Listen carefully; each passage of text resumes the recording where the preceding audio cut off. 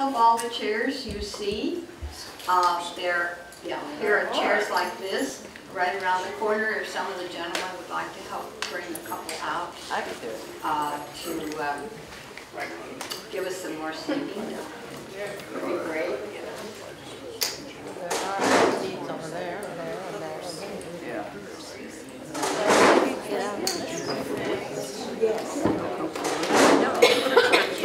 I'm a great believer in the fudge factor, which means we ought to start on time. Under these circumstances this morning, we are giving people a few more minutes to find a parking place.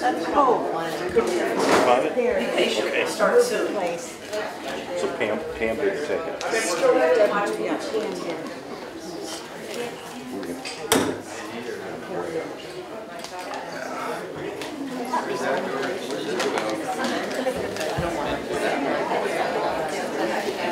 Yeah, that's right. Yeah, very nice.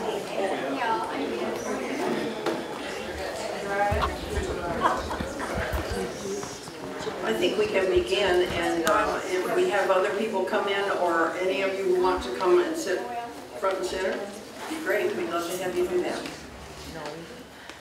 Welcome on such a rainy morning with no parking places. I'm glad to see all of you here, and Ann and I have worked together in a lot of ways for a lot of years in Countryside Church, and so we're looking forward to being here this morning.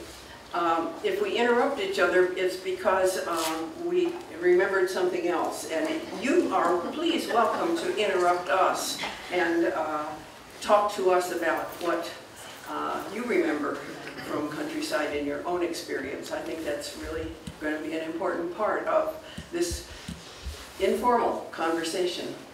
And I'm going to interrupt Lee for the first time and say this flip chart is just to give you an idea of some of the themes that we hope to cover or that we'd like to cover if you have any questions. That's why it's there. Good. Let's open with prayer. Creator God, we thank you. We thank you for the many blessings you have given us through the years here at Countryside Church. We've felt your presence here in our lives. We ask that you continue to lead us and bless us as we work together to discern ways that we can further your work in this world.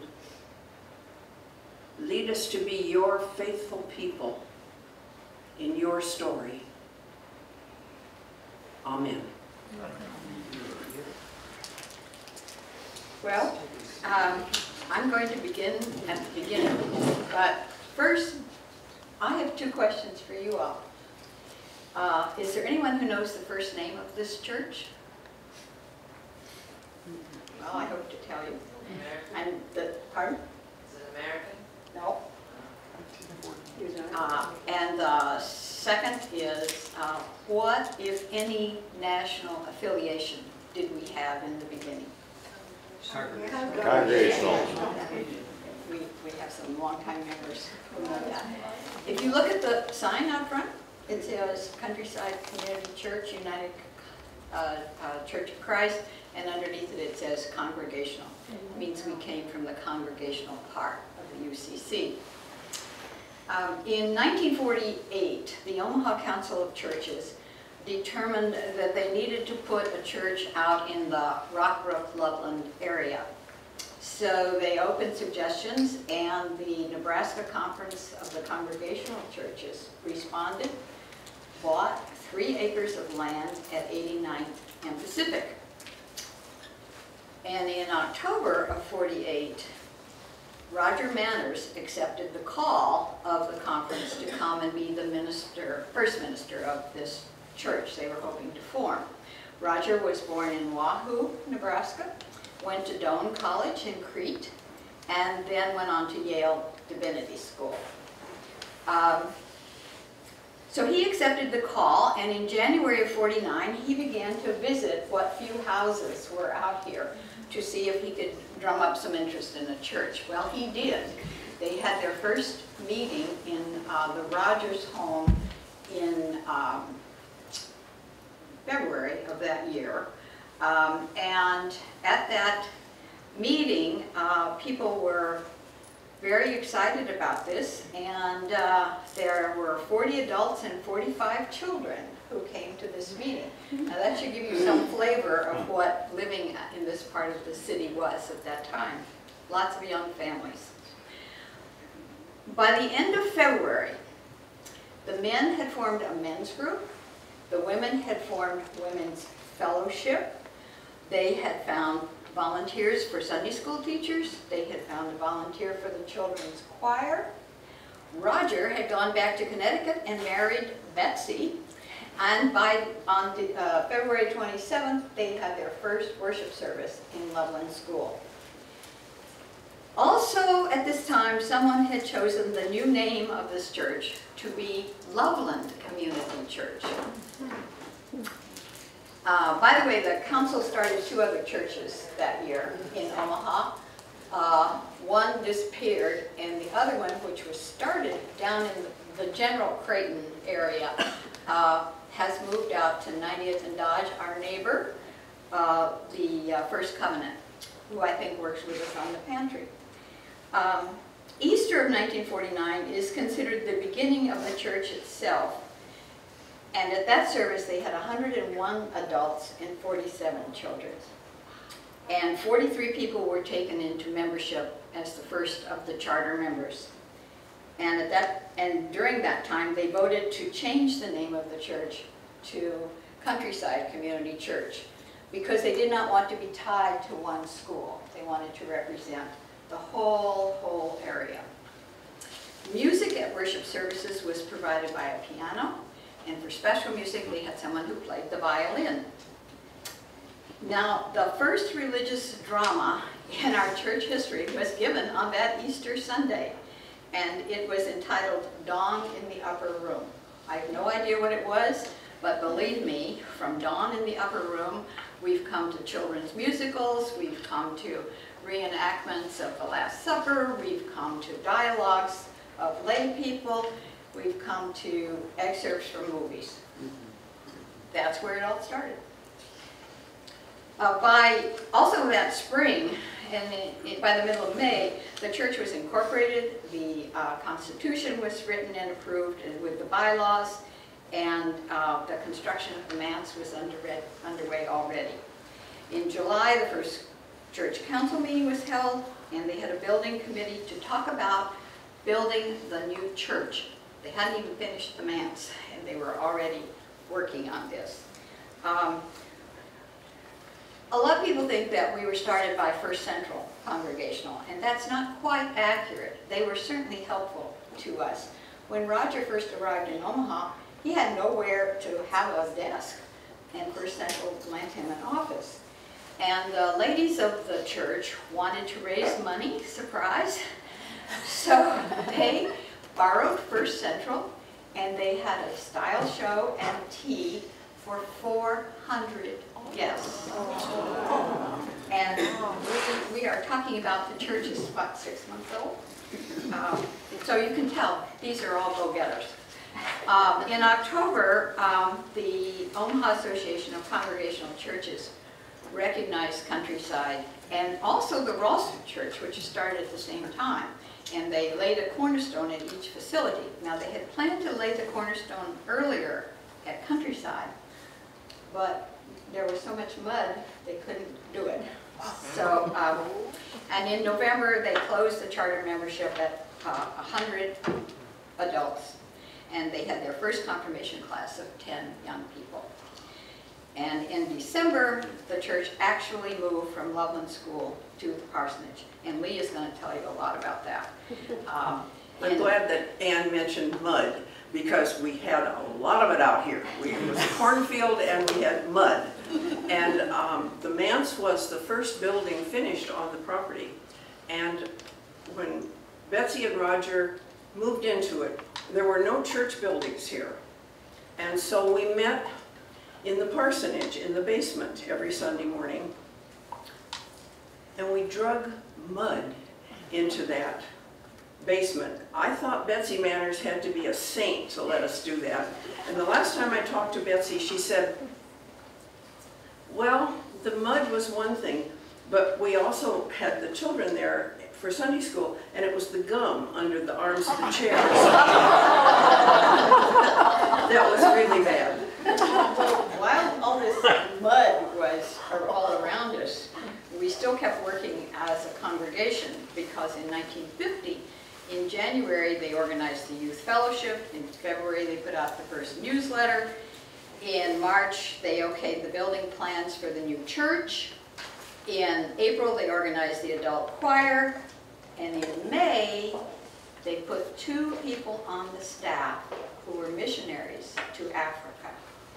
And they, by putting them on the staff, then they did give them some financial help, but they also prayed for them and assisted them in other ways.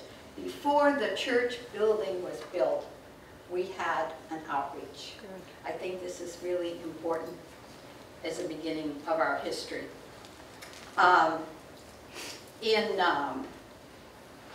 In June of '51, that's when they really got going with the building. And about the same time, District 66 acquired 11.5 acres of land to the south of us. And because we were building our church building, and they were planning and building their high school, the architects worked together in order to be compatible, to be functionally good neighbors, and we sort of grew up together in that sense. So the important thing that I want, oh, and I will say also that talking about early beginnings and how it carries through, there was a little clip from the World Herald that said that Roger Manners said we were a church where we welcome people and we hope they would come comfortably dressed. And in fact, he said there was an usher who wore jeans. So see, nothing is new there either. My point is, in less than 2.5 years, we established a congregation, had worship services, had a minister, built a house for him and his wife, built a church in 2.5 years. Pretty amazing. And it was during this time that I was taking a class at UNO from Roger Manners in comparative religions. John and I, well, John was still referring to me as his child bride, so you know how long ago that was. And we met, I introduced Roger and John, and we enjoyed each other, and well, the rest of the story is that we eventually became members here. We were not in the charter member group, but we were soon after that. And so I think I can claim the term of resident dinosaur here.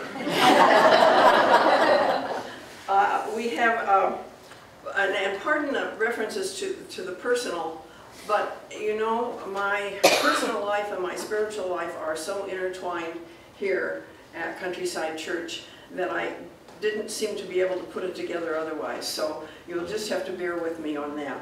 I have a picture of 1949, the first building here. We call it the silo because it was this tall, tall building, and the stairs right outside the chapel go up to that area now. And that was Roger's office. And I'll pass this around if you'd like to see it. The entrance to the sanctuary, which was west of the hall out here, was the first sanctuary, and the entrance was that entrance that, not these chapel doors, but the entrance next to it, and that hallway, and then west of that hallway was the sanctuary. When we opened the doors to Countryside Church with that first phase, we were the furthest church west in Omaha, and there were 32 denominations that joined Countryside or had access to this facility. All three of our children were baptized in that old sanctuary. And in 1953, the educational wing was added. And I'll pass this around so you can see, and then we'll put those on the table so anyone who hasn't gotten to see them can look at them afterwards. In 1957, Bob Alward was here as our senior minister, and he led us through the discernment then for joining the United Church of Christ, which had been a merger, and many congregational churches had joined it. But you know, congregational church is, and the UCC is an autonomous church, so even though national might decree something or suggest something, each church can make their own decision, and there are many congregational churches that are not members of the United Church of Christ, but we are, and we became members, I think, in the early 60s. 1961. Okay, good. With the expansion of the building, which is in the picture, the hall that goes down here, the educational wing,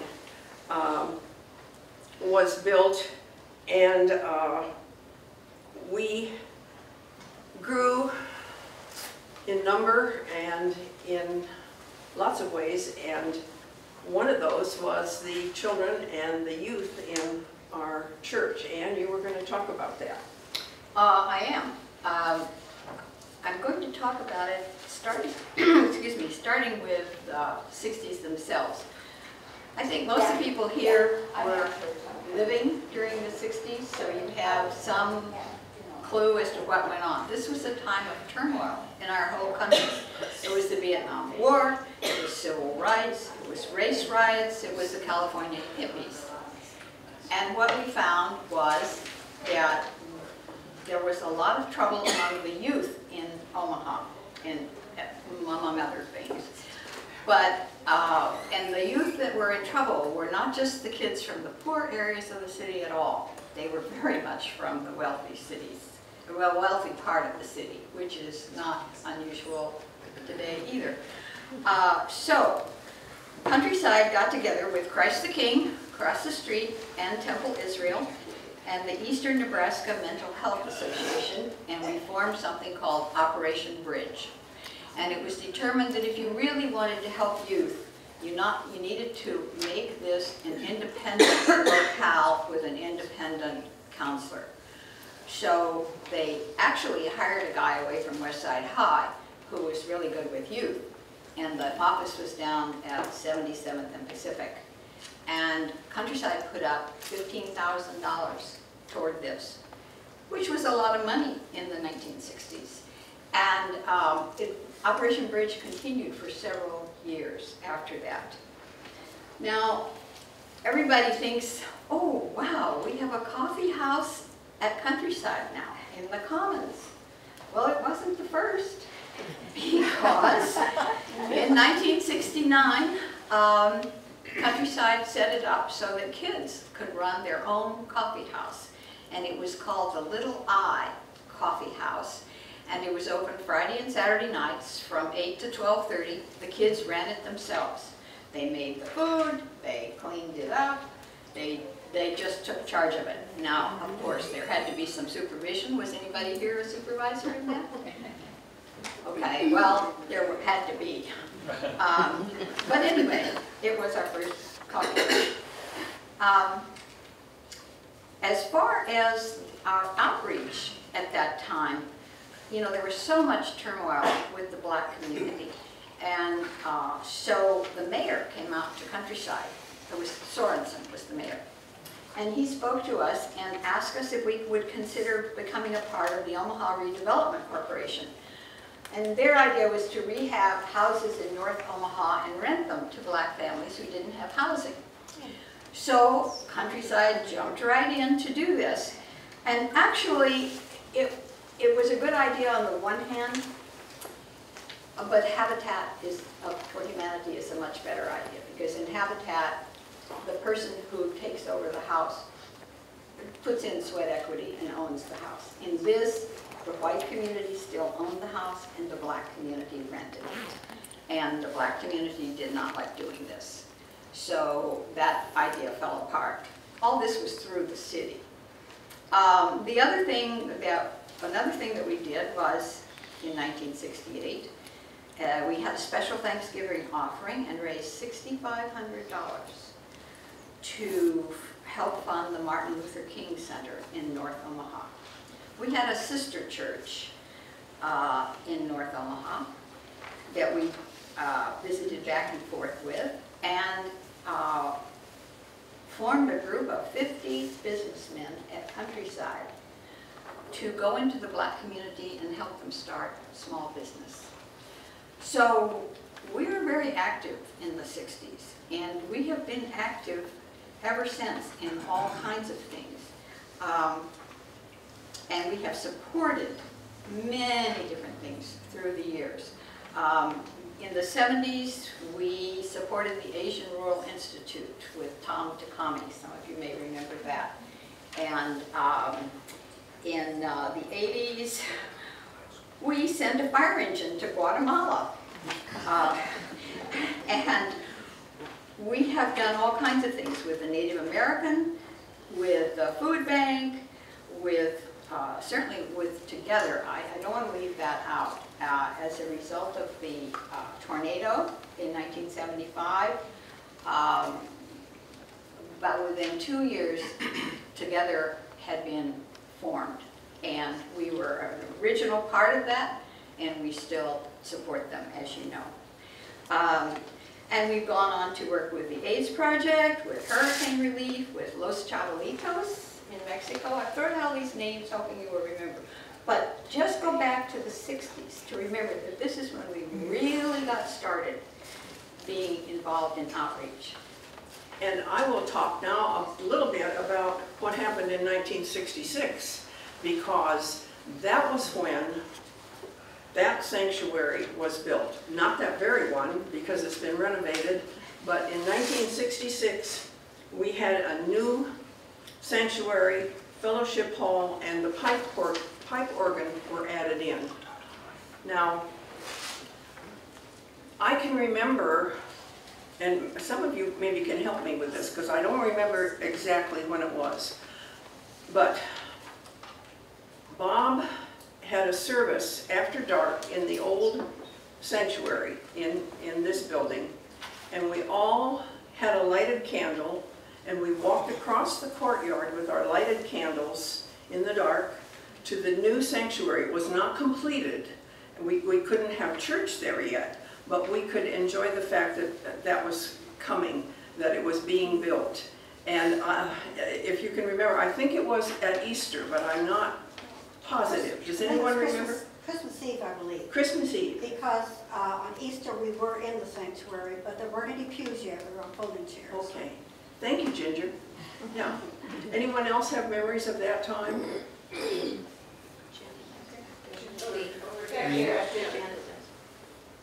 Yep.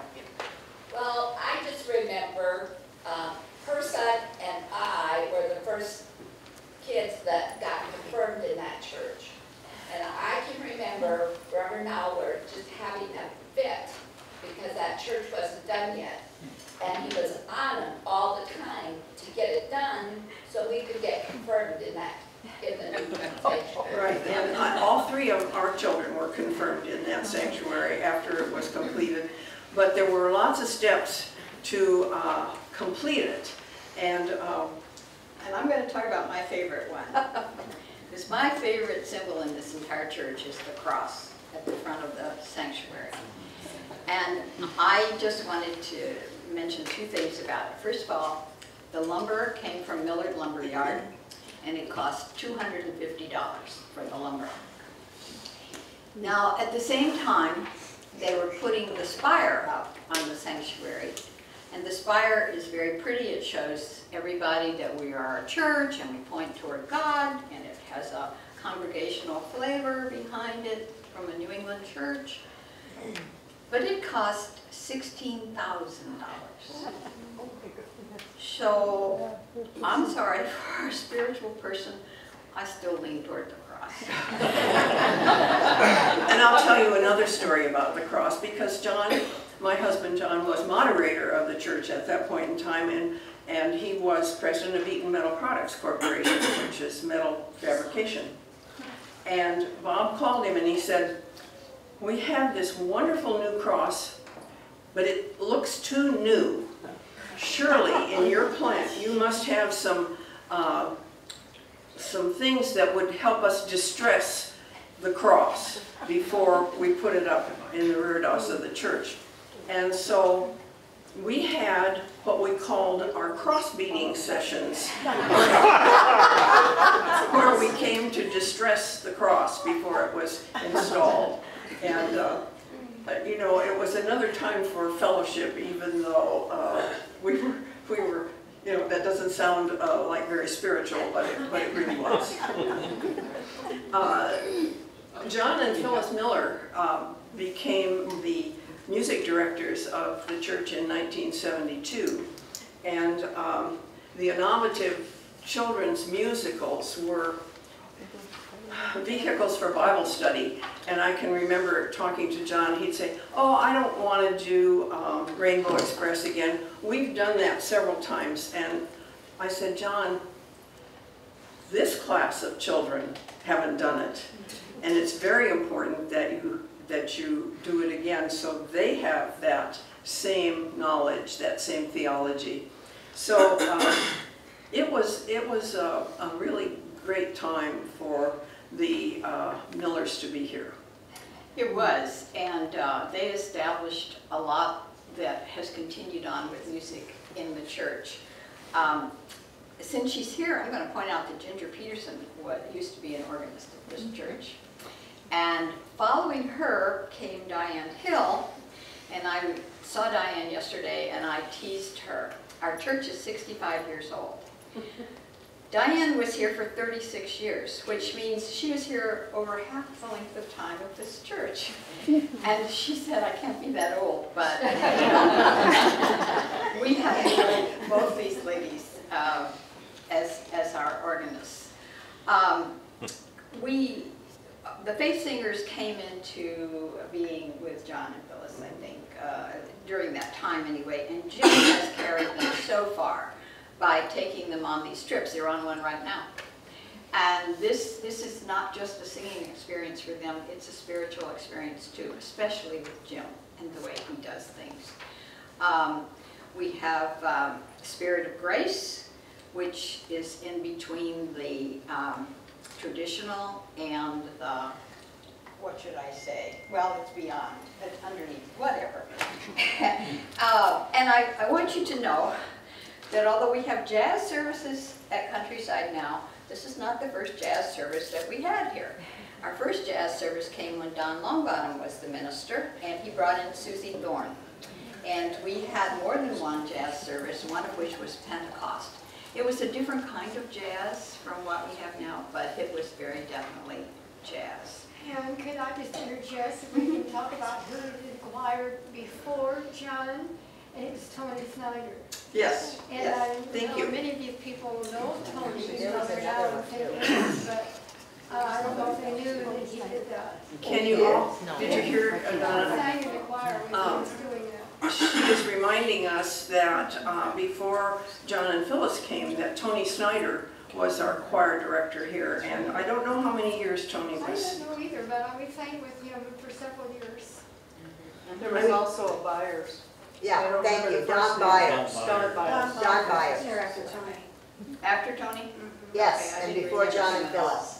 Well, Tony, thank you, because Jim was asking me about that and I couldn't answer the He went to question. San Francisco. In 60 years, you know, you do forget a couple of things.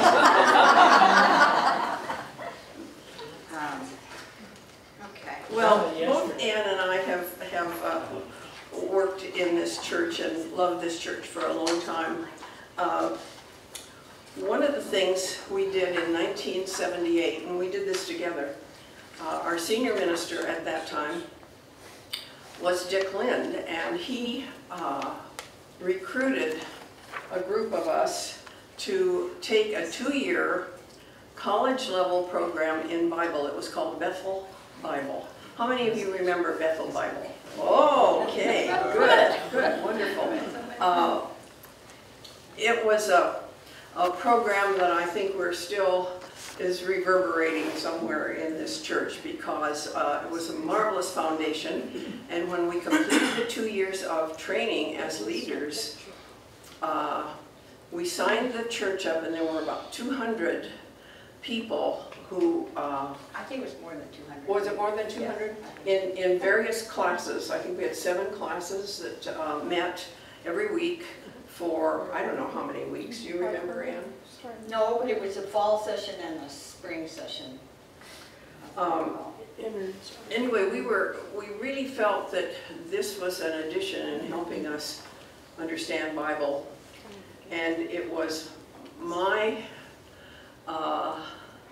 inspiration, I guess, for beginning to study more seriously about ministry. I had done a lot of teaching in the church, and somebody asked me about my call to ministry, and I said, I've always felt that God called me through the people of the church, because it was as they responded to the work that I was doing that I felt called to further my education and become ordained. Okay, now Lee doesn't know I'm going to say this, but in the early 1980s, when Lee became a licensed minister here at the church and was in charge of small groups folks, and anyway, that was the beginning of our pastoral care. Up until that time, the senior clergy, well, and the associate, really did all the pastoral care there was that they were able to do. But with Lee, that's when pastoral care in this church really began. And she started Stephen Ministry. And she called in lay people. If we believe in the priesthood of all believers, certainly we can lay hands on one another in loving care and help. And that's exactly what Lee did. But, and of course you know Stephen Ministry is still going. And I have no idea how many Stephen ministers there have been. Does anybody know? It's over 100, I'm sure. Oh, way. 140? No, wasn't the first class 40, Lee? 40. Yeah. 40. So, again, that was 1983 or something? 80. Yeah. Good, thank you, Liz. Just not exact number, just kind of. Yes, thank Right, you. it was in the 80s. But that's not all Lee did. She did women's retreats. Maybe some of you will remember those on those awful camp beds at some places. And another camp. And, but she also did something called the pilgrimage, which was for men and women, and we combined with other churches doing this. And then in her small groups, she always encouraged people to care about each other. And you know perfectly good and well that a lot of friendships and a lot of help have come out of our small groups in the past and certainly today too. And then something came around that was countryside contacts, where lay people visited shut-ins. They weren't necessarily Stephen ministers that stayed with anybody, but they just called on people in nursing homes and so forth. And then there was the health ministry. And then in 2009, Lee retired for the second time. And then came in a couple of visiting ministers, one from Australia and Bruce Van Blair, to help with some of this. And we created a pastoral care board, which hired Margie Bolte. And now we have really very expansive pastoral care, as you all know. And this, of course, has released the clergy for really serious pastoral care. Don't ever think that our clergy doesn't do pastoral care, because Eric and Chris certainly do. And as a matter of fact, so does Jim Larrabee. So everybody now has a chance to be involved to assist the clergy. Anne, would you explain what you mean by really serious pastoral care? If someone is dying, if someone is going through a heavy divorce, if someone is ill in the hospital. Or it's just a really acute situation of No, it isn't reserved to acute situations, but basically they are really needed then. If I'm out of Brookstone with a broken leg, I don't have to have a call from an ordained clergy person. And if someone from the church comes to see me, I'm really happy for that. I'm not saying that Chris and Eric don't go to Brookstone, because I know they do, and Margie certainly goes, but do you understand? Yeah, thank you. We do long-term counseling stuff too. Yeah, I forgot. In that sense, it's long-term counseling things that take a little bit longer than just an afternoon visit. So if we spend time in the long-term counseling stuff, then we send other folks out to do the daily visit things. Okay, thank you. That had never really been explained in my presence anyway. It was in the year 2000 that the renovation of the church was begun and the expansion of the sanctuary. I think I may have passed the sheet around that has the picture of the Durham Life Center. That's Memorial Hall is, of course, underneath the sanctuary, but down the hall from that is the Durham Life Center, and it is now the COYO, our youth program. Do you have something? No? Okay.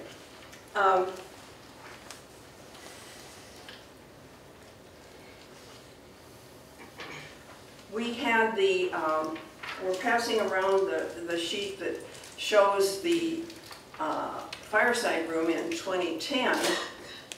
Ann and I are skipping around here, so try to keep track of what year we're talking about. We may not know.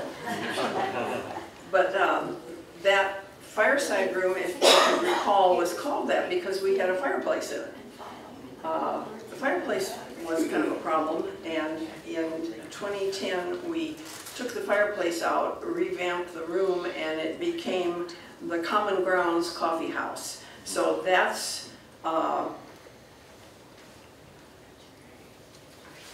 what you see today. I'm sorry, Helen. Helen, you were talking to me. You had a couple of things from your family that you wanted to. Well, actually, I think that, Thank you. my family really represents what these two ladies have been saying, because we joined the church in 1968, actually in April, and Kathy was born in June. So you see, she's a lifetime member. And they have been through all of the groups from Kindernook to church, especially the musical groups. And I am very grateful to this church for what they have given our children and our family, and so was Jim. He was very proud of the fact that it took one church's vote, or all the members of the church, to decide anything.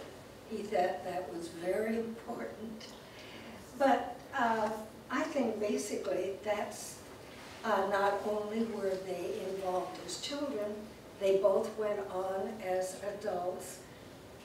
Kathy was very active in the choirs. She was a childhood coordinator. And Dan has been very active, as you all know, in the church. And I'm very proud of both of them. Thank you. Yes, thank you, Helen. Well, we're always concerned about our children and finding a good place for them to learn and to worship. My children were confirmed here, and they were all three married here. In fact, one of them was married twice here.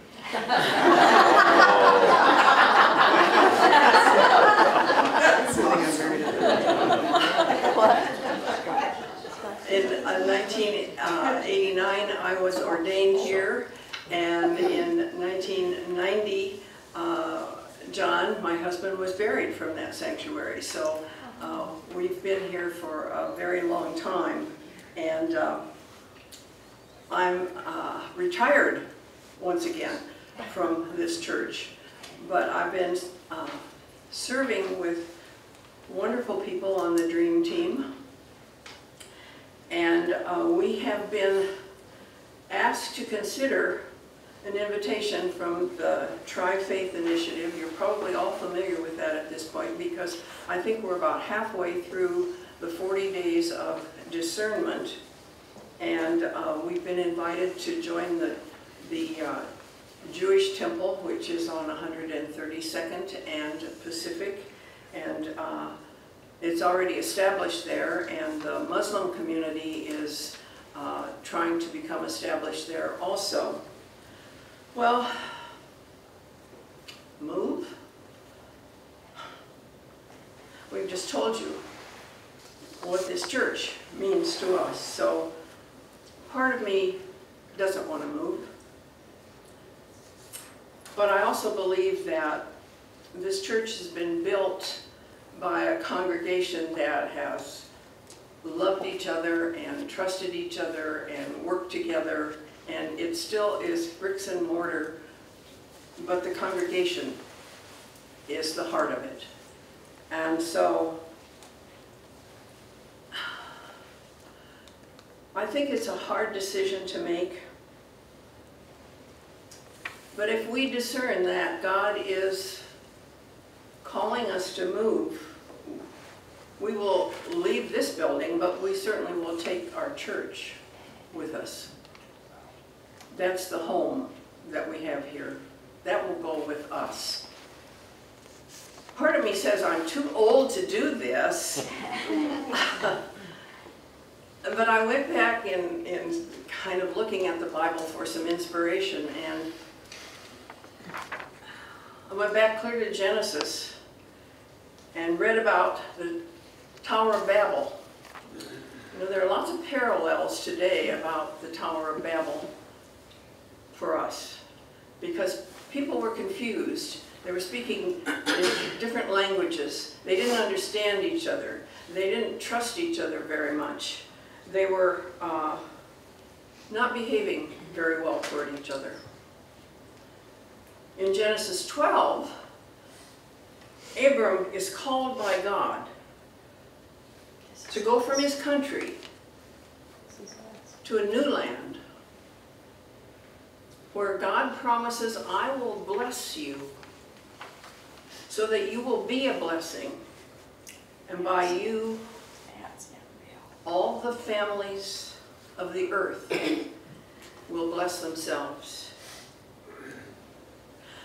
In Bible study, you always read a passage and consider what it meant to them when they heard it long ago. And then you consider what it might say to us today.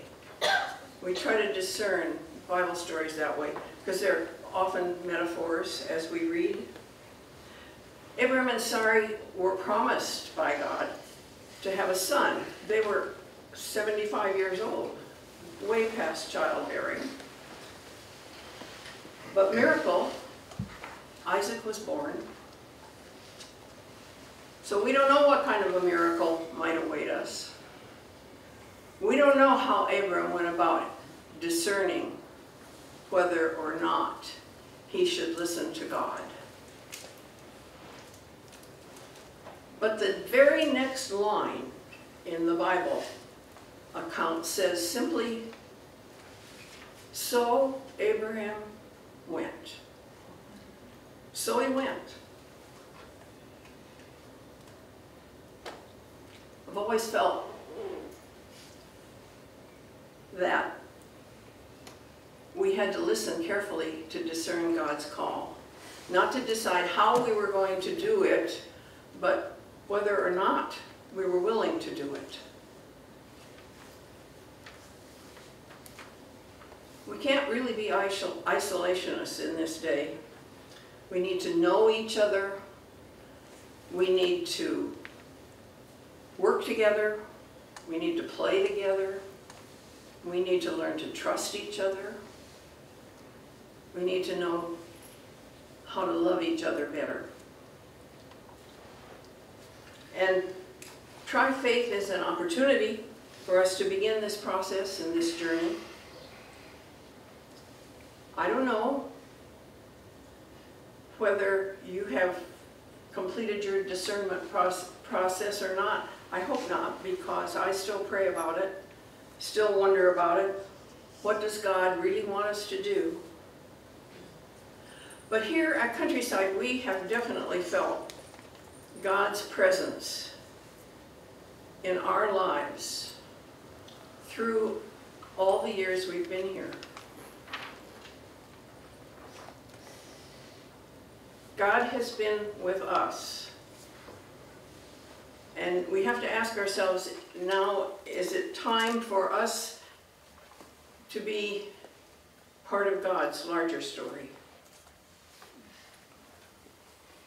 I hope that all of you will continue to meditate and pray about this and open your hearts and listen carefully to other people.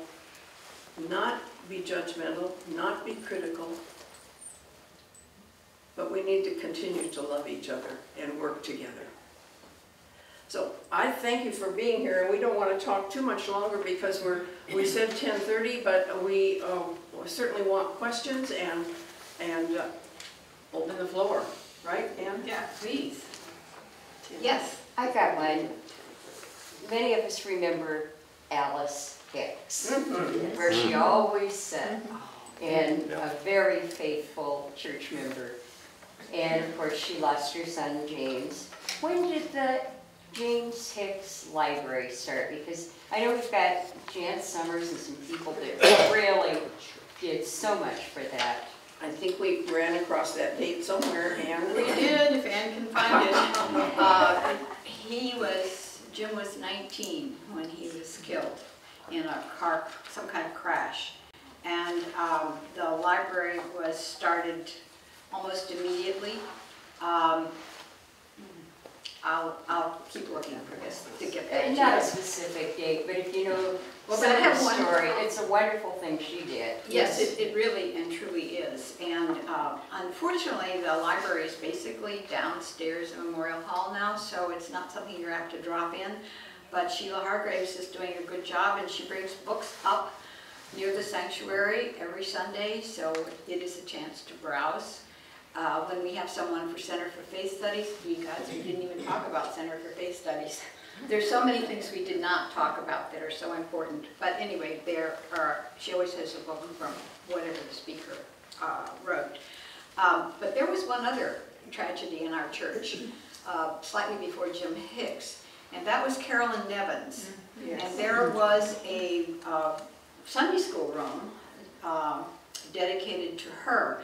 She was a college student at UNO and was murdered in Elmwood Park. And her parents went around and turned around and gave something in her memory for children in this church. We have a lot of memorials here in many ways. That beautiful stained glass window that's at the west end of the church, that was given by the Kelstroms. All the stained glass windows were given by members of the church, and many of them in memory of somebody or in honor of somebody. These are things, as far as I'm concerned, if we should move and build a building elsewhere, they would go with us. I need to tell you, another first was back about the time that Bob Allred came. Evidently the state conference had bought land at 120th and Pacific. And so it was a big discussion in our church as to whether we should move Countryside from here and sell the land to Westside. See, nothing is new. And move out there.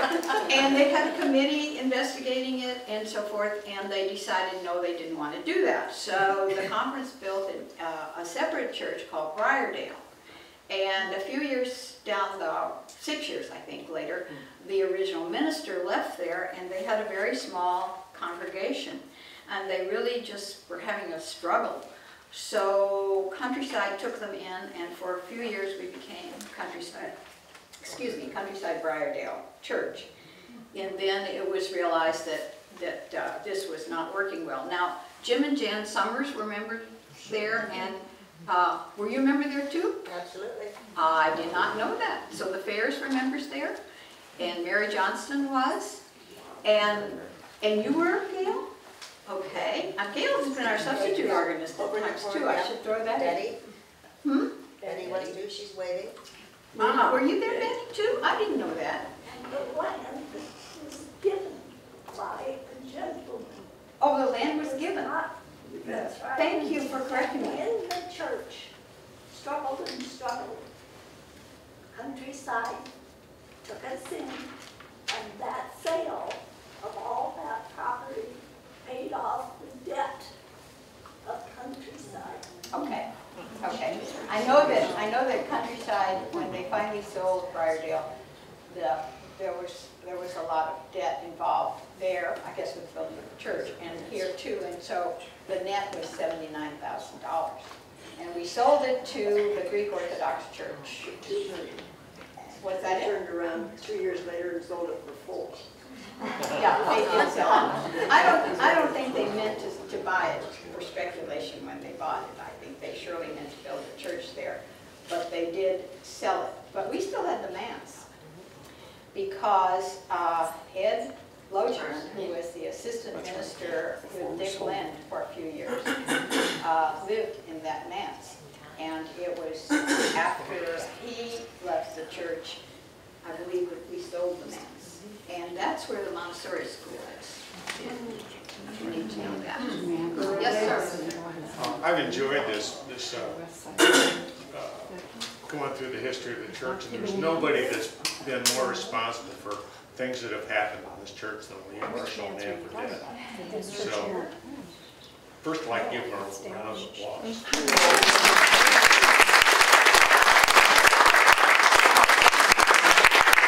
The other thing I'd like to say, I'm a little troubled by this discernment process. It seems a little backwards to me. Sometimes you need to evaluate what's possible before you discern. And there's somewhat of an implication that if you aren't excited about moving our church, that you're a lesser Christian or you aren't improperly touched by the Holy Spirit. And I'm troubled by the implications that some people exhibit. So I'll just mention that. Well, I think that's a very valid point to mention, and I think Lee brought to bear that as a Christian community, we surely should be loving toward each other as well as toward the world. And I think that however this vote turns out, we are still a community within Countryside Community Church. We are a congregation. We are children of God. And I hope we have come through arguments and upsets before in the past.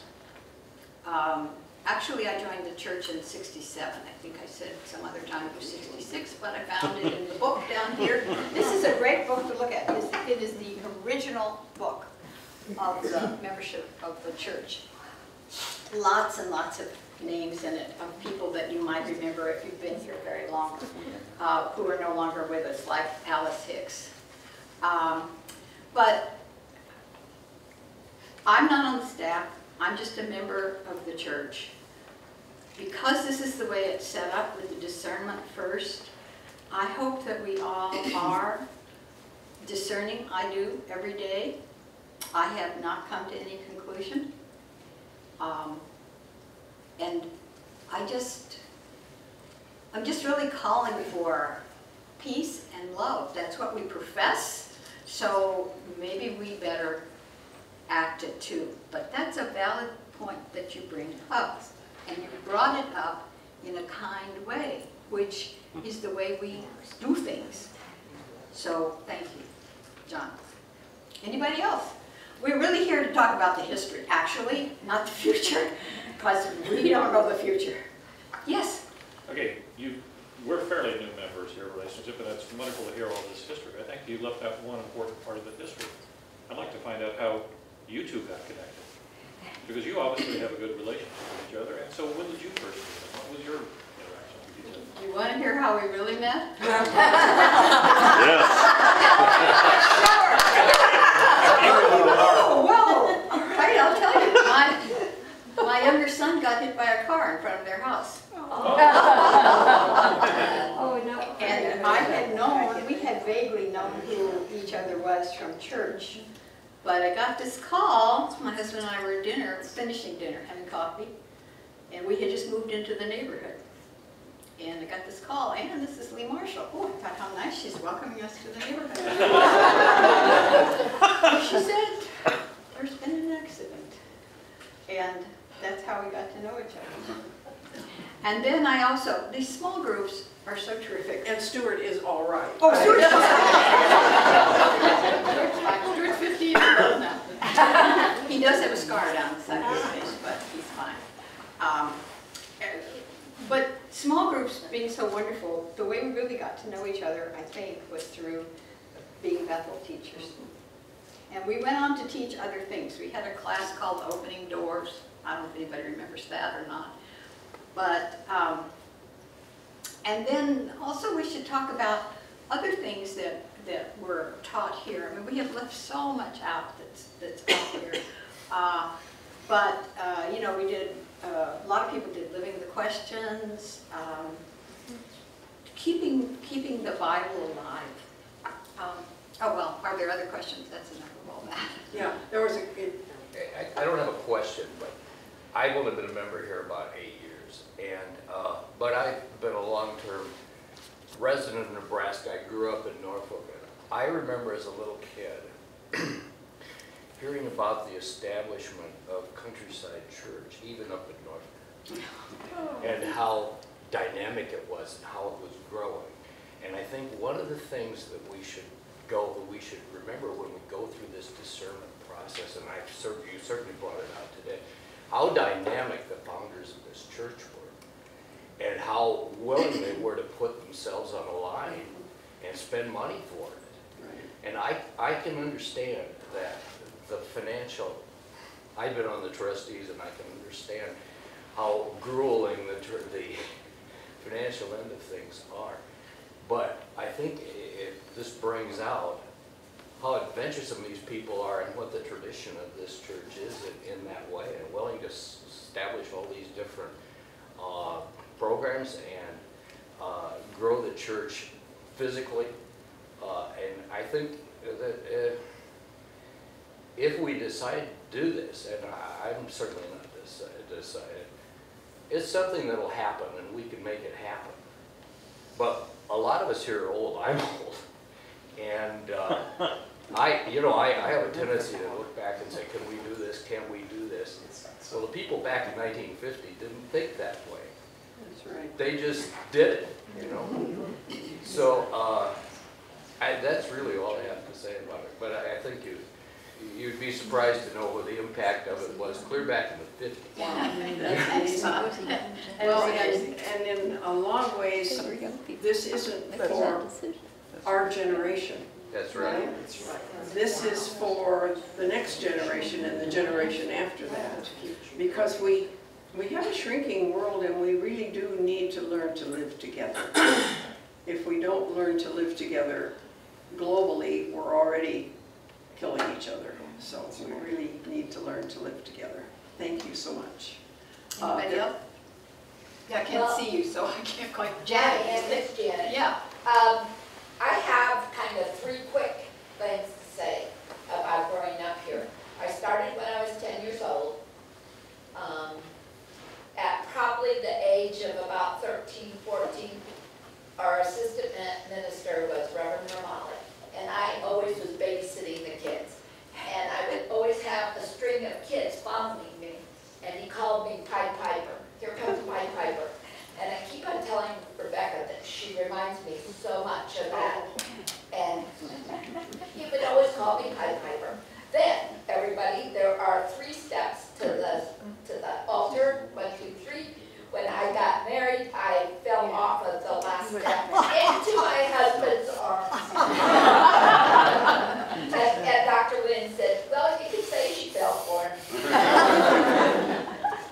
And every time we have a child baptized, I always say to myself, Janet, there are 3 steps, remember? Thank you. Thank you. Somebody else? Yes. I am brand new to Countryside as the director of their Center for Faith Center. I am wondering about a question that I have, and I'm a little afraid to ask it. The history of Countryside being in the District 66 and that whole era of the desegregation of the schools and the history with District 66 and its creation, how did that impact the Countryside community? What were the conversations like in this church during that time? Well, I can speak to one thing about that. Bob Allred was the minister, as we pointed out, and Bob Gibson, the baseball player, and his family had moved into the district, and they were neighbors of Dinah Gomez's family. And Dinah and one of the Gibson girls were very good friends. And Bob Allred was trying to get the Gibson family to come to church. They never really came to church, but those girls came to Vacation Church School one year, and I happened to be teaching, and that's how I know. I think that I have no idea what went on within the schools because I wasn't involved in this. I mean, I was a parent, but with the white flight and the way they used to do things with redlining, it was called, with real estate companies and so forth, not very many black families moved into District 66. And actually, not very many families moved into Burke High area. And for a while, the schools in the city, in Dundee and so forth, kind of all went down, but then they've come back up. I mean, you know, but our church, I can't speak to the schools, can you? Sorry. I can. I'm from OPS, and I'm a product of desegregation, and kids would bus to my school. I did not grow up in this church. I actually ironically grew up Episcopalian. But it was, this part of the district wasn't a part of busing. And so it was a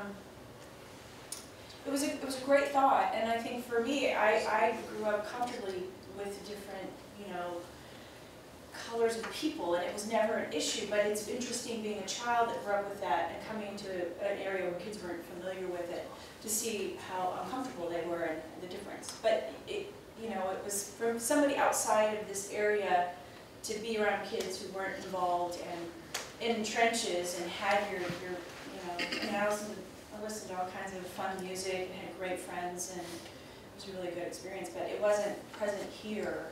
And it was an issue for me moving into this district because I wanted my kids to have the ethnicity that I saw at Central where I taught and so on. But it's great now, and it's not what it used to be.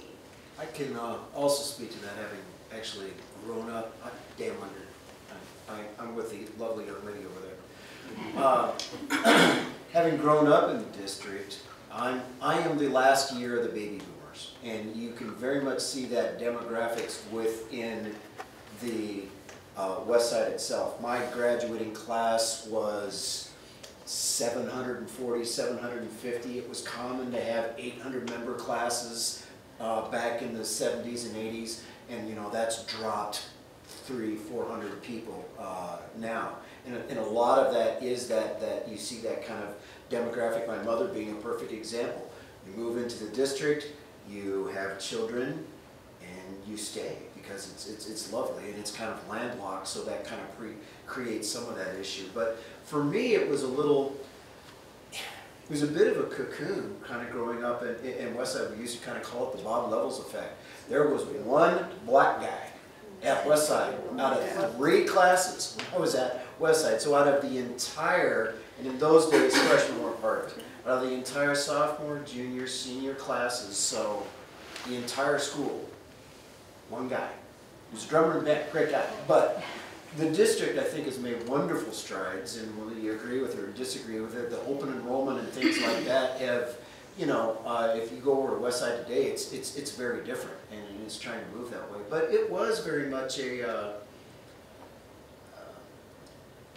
bit of a cocoon, and frankly, I was probably quite naive growing up to a lot of things. But I will give a lot of credit to this church, and particularly the youth ministry.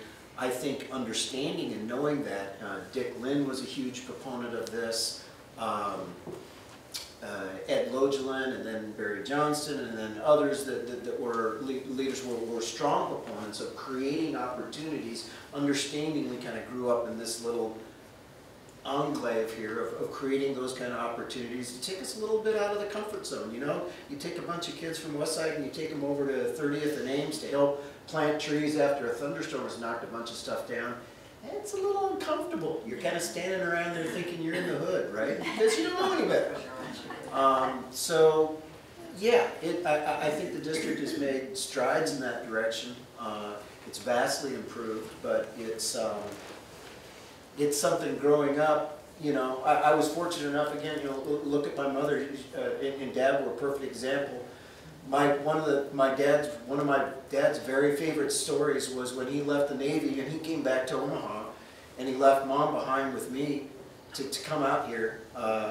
He deliberately had set up an escort for her to take her through the airport in Virginia. What was the name of the guy, Mom? Thompson. Thompson.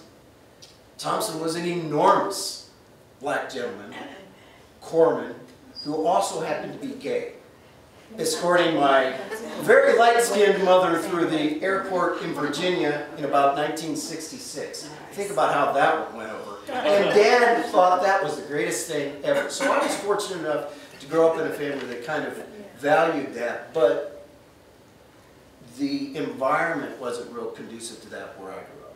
Right. Shirley? No, It's my favorite dad story. And if you know my dad, he loved to kind of poke the establishment like that. He just thought that was the greatest thing ever. To think of a gay black corpsman escorting my mother through the airport in Richmond, Virginia. Thanks, Dan. I think Shirley's had her hand up next. Well, I know what the atmosphere was at West Side at that point, because I had been an Army wife and my children had grown up as Army wives. When we came back to West Side in '74, and my son was extremely upset because he felt that the students at West Side were so prejudiced that he was, well, it affected him for several years. Okay. I think Margie had her hand up too. Well, my kids were a product of the busing. I don't live in District 66. My kids went to Burke High School. When I graduated from North High School, and I did live in North Omaha, I grew up on 28th and Newport by Miller Park. My husband and I live by Burke now, and when I was a kid in high school, Burke was like, oh my gosh, you know, all the rich kids were out there in Burke. And so now we live in the Burke area, and my kids were bused, and I didn't quite understand it when it was happening, because they were putting my very small, precious children and busing them, and I didn't care that they were going to this other school. I didn't like the bus ride myself. But my kids learned a lot from that, and my youngest daughter, Valerie, is very much active in, she don't say an improper, politically incorrect word near her or she will take your head off. When we joined Countryside, Allie had already graduated. She had just graduated from high school, and Valerie was going into her junior year.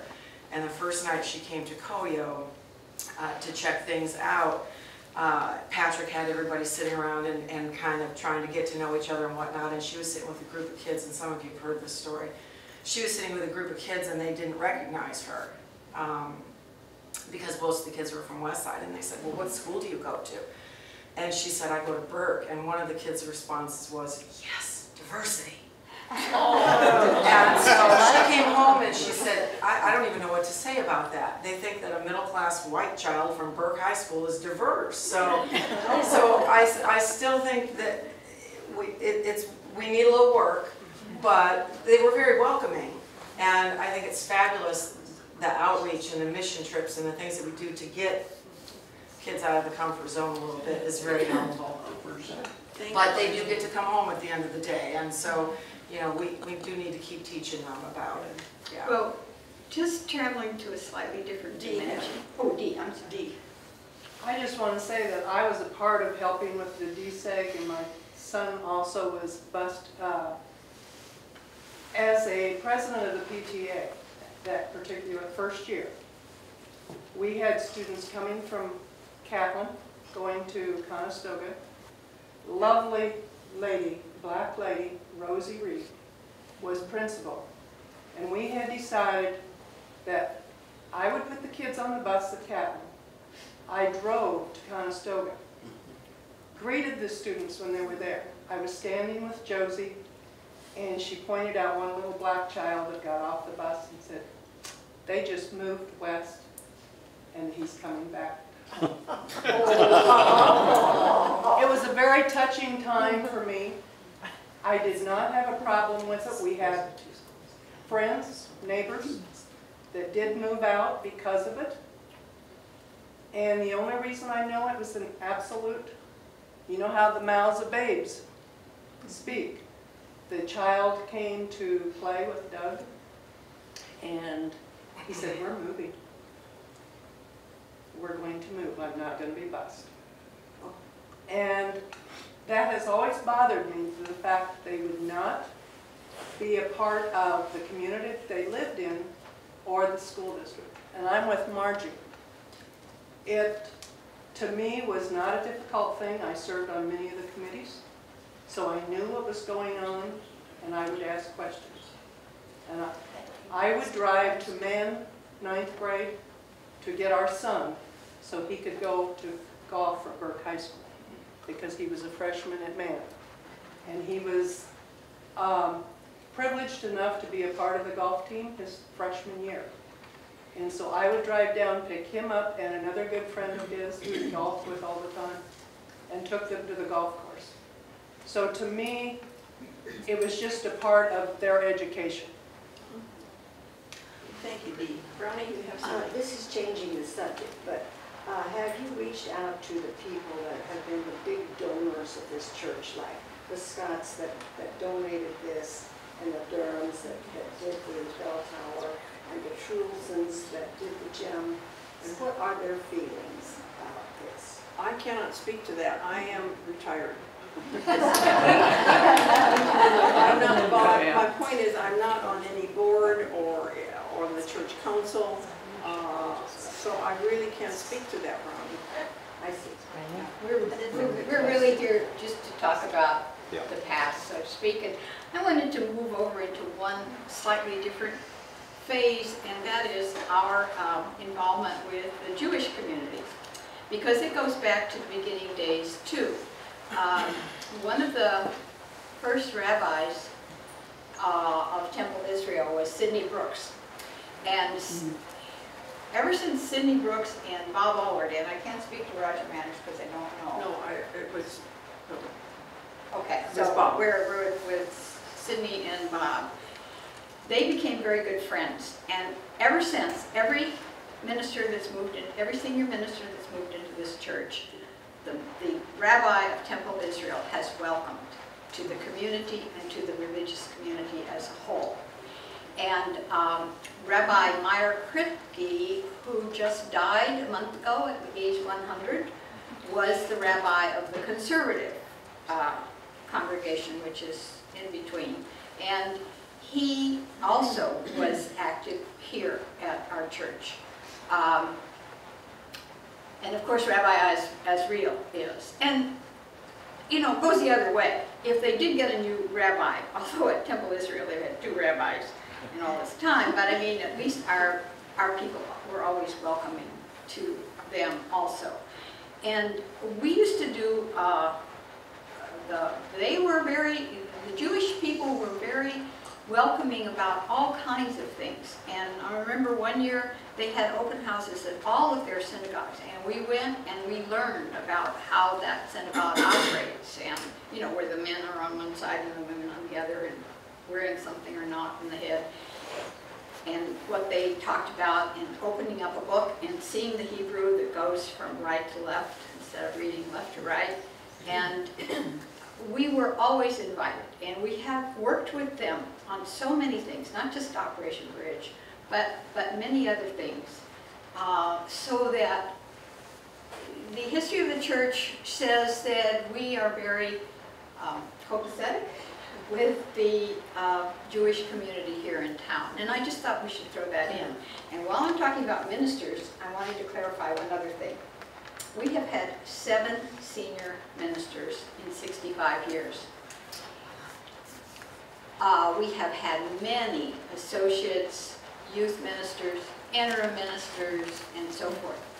But the senior ministers are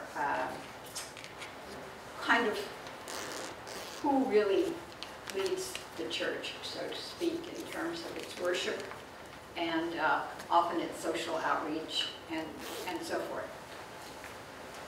And those 7 are Roger Manners, Jean Van Cranenburg, Bob Allward, Dick Lind, Bill Allender, Don Longbottom, and Eric Elness. Of the 7, 4 have died. And, you know, we're still here, so we have their legacy, even though they're not with us anymore. One of the things that we didn't mention is that we have built a Habitat house together. Yeah, with the Jewish community, with Temple, and with the AME church. Yeah, Bethel AME. Yeah, and I can't remember what year we did that, but it's been some time ago. Well, I could look at that. Sorry. Okay, oh wait just a minute. Were we not also in concert with other churches on Together 8, whereby? Oh, yes, oh, yes. Who said that? In fact, Jerry Elrod from the Methodist Church was really one of the instigators about all that. And yes, we have worked with other churches. Yeah, and so we were able to do so very many of these wonderful things, and we should be able to find more. But ladies, did we have to move to do it? That is my question. Do we have to move to work with them? I have no problem. Yeah, no, that's not a. To learn more about them, to share things. Well, so this scratch the term them. Yeah, right. But I did not mean that. No. But this is what we're discerning. Yeah. Are we willing to do I pray that we will not do that. But, I don't want it. And you have a perfect right to do Thank that. you. Do not feel guilty or bad or anything. I don't feel guilty. Good, good. And somebody who wants to move shouldn't feel guilty either. What is this guilt?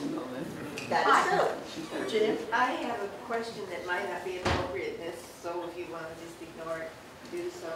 I understand that this building obviously will be for sale, and that Westside was interested in buying it. And then I heard, no, Westside didn't want anything to do with it. They didn't want to buy it at all. First of all, we know nothing about that. Secondly, rumor abounds. Yes. Who even knows if Westside knows we're considering moving? I mean, it's in terms of, nothing's concrete. Of course it isn't. Well, I heard that Westside had stopped growing because the neighborhood is older and that they weren't interested in it. I participated in some of the West Side events. I really doubt they'd have much interest in this. They don't have the money. This bond issue is going to be problematic anyway. So I don't know who would want to buy the building. Okay, let's go on to another phase because we have just a couple more minutes. I want to say one thing.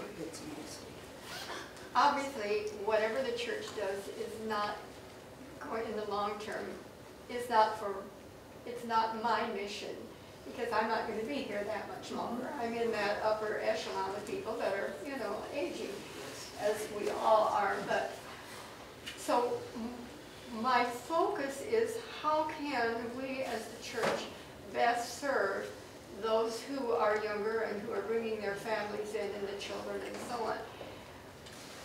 The thing that Lee touched on with regard to Abraham is something that I've been pondering, because I've been wondering, what would be the benefits of moving?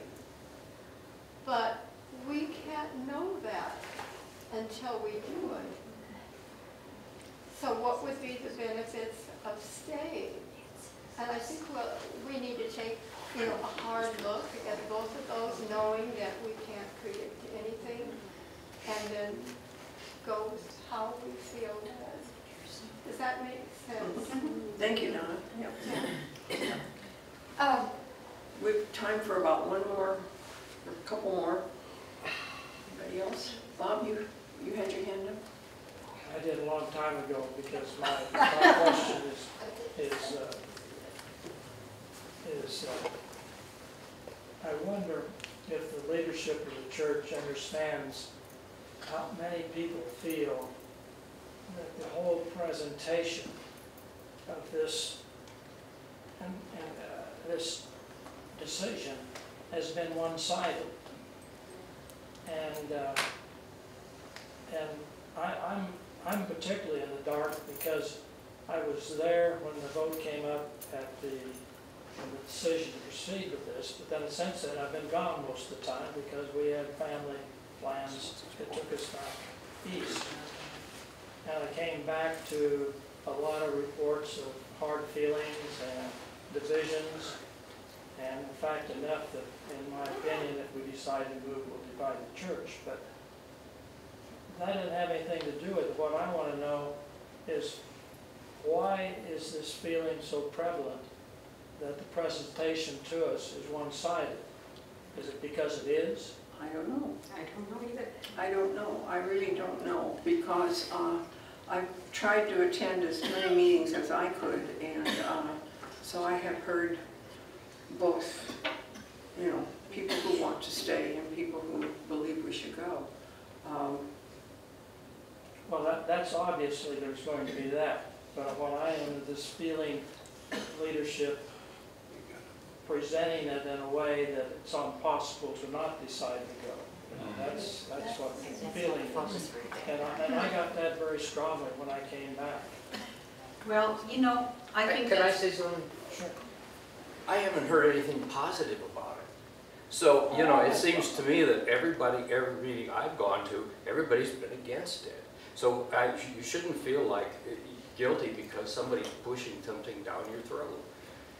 I think there's zealots on both sides. I think there are very enthusiastic people who want to go and very enthusiastic people who want to stay. And sometimes that enthusiasm comes to the forefront, and we're not hearing how the majority of people feel. Lately, I've talked to several people who have said, I haven't finished discerning. So that's probably a sizable portion of the people. Well, since I've been gone, I've been trying to read everything that's been published. And what's bothered me about it, I guess, is the fact, for instance, the decision itself, whether we go out and do God's will and go out to the new location, which is a lot closer to my home than this one. But when it said if you vote against it, it has just one statement, and what it seems to me is it's a decision whether this church can continue to do God's will here, or they have to move to do it. Can I speak to that? I am one of the people that is discerning, so I am your pastor, but I'm also discerning. What the call is whether we participate in this tri-faith ministry or not. If we are called to participate in this tri-faith ministry, then we go be a part of it because we're called. But that doesn't stop us being called as people here at Countryside.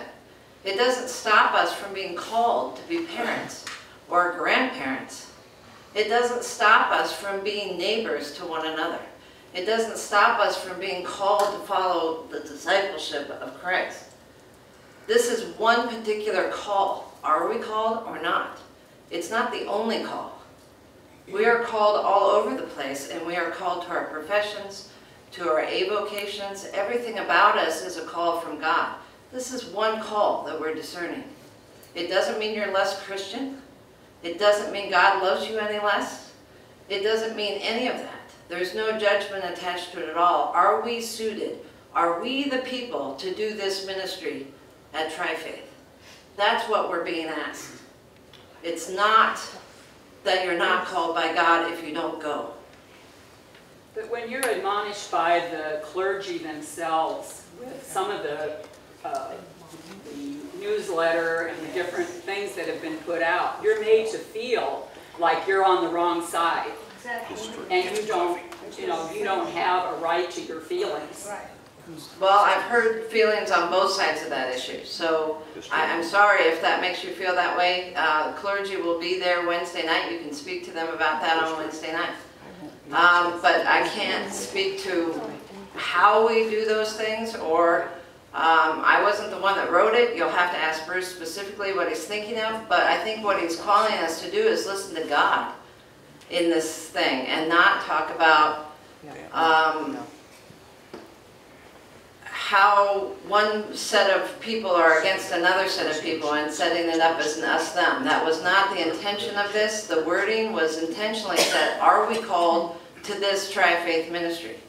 It doesn't negate any of the rest of the callings that we've always been about at Countryside.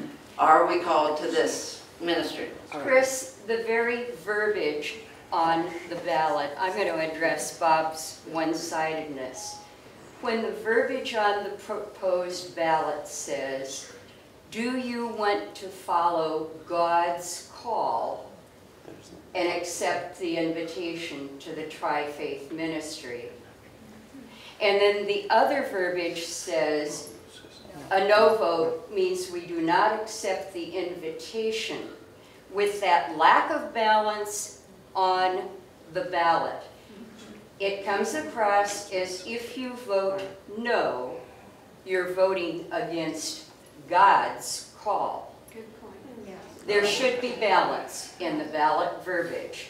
A yes vote means we accept the invitation. A no vote means we decline it. I have shared this with the council. And it's coming before the council on Thursday night. I think that makes those who don't favor moving come across as and we've heard that. And we I are dealing with it on with the council. I think that is very unbalanced. We've heard it, and we're addressing it. But does anybody listen and put balance in it? Well, we have to go before the council. It's going before the council on Thursday night, the 19th. And you're all welcome to be there. Well, I will be out of town, but I've shared my input. Yes. And that's why it's going before the council, because you asked us to take it there. Thank you. So we are doing that. We're trying to address everything from both sides of the issue. And I'm sorry if people feel like we're publicizing one more than the other. That's never been the intention, and it's certainly not the point of discernment. You get the feeling that... Well, I'm sorry if you feel that way. I guess I'd like to address too. Since Aubrey and I are newer members, we don't have the history that so many people have with the church.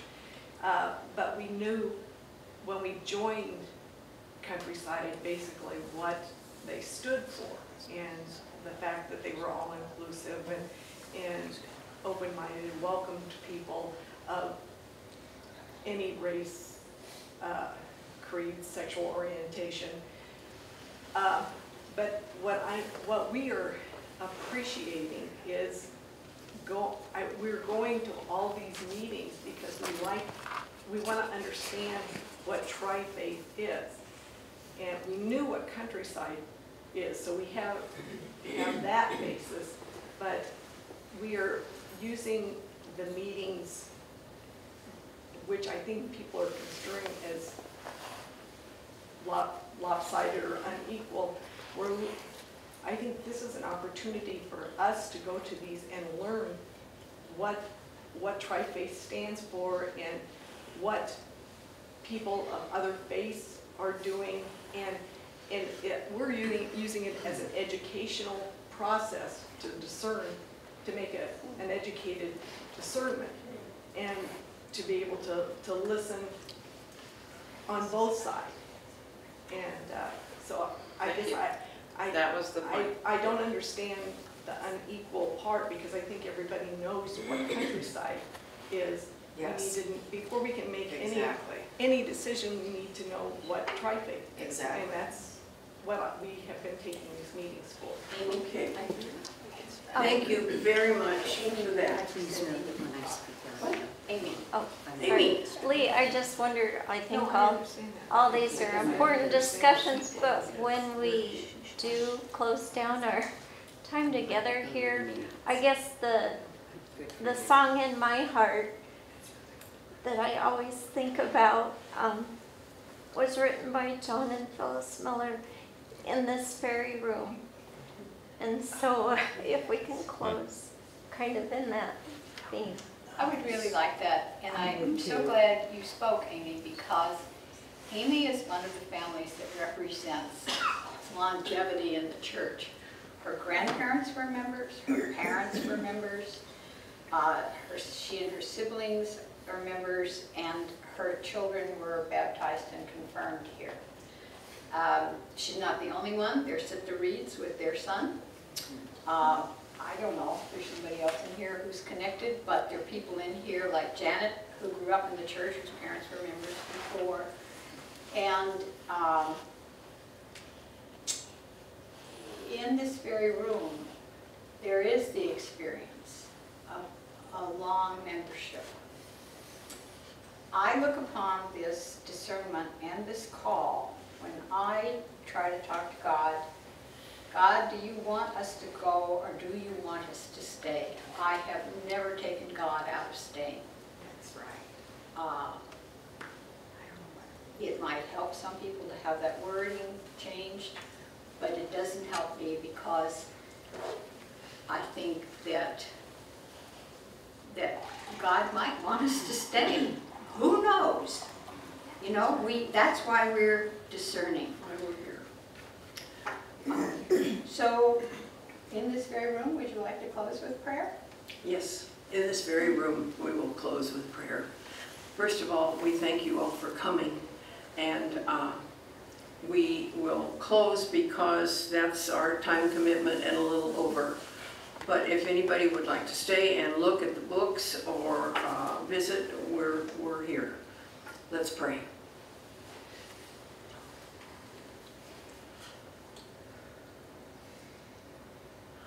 Holy God, we have a sense of your presence here with us today.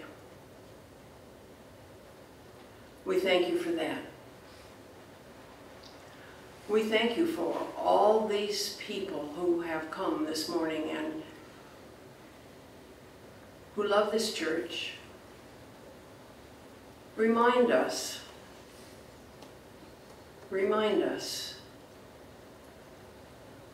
to love each other, even as you love us.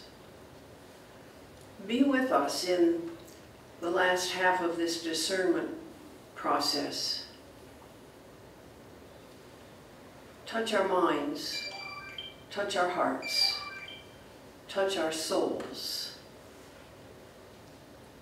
that we may do your will in this world. Amen. Amen. Thank you.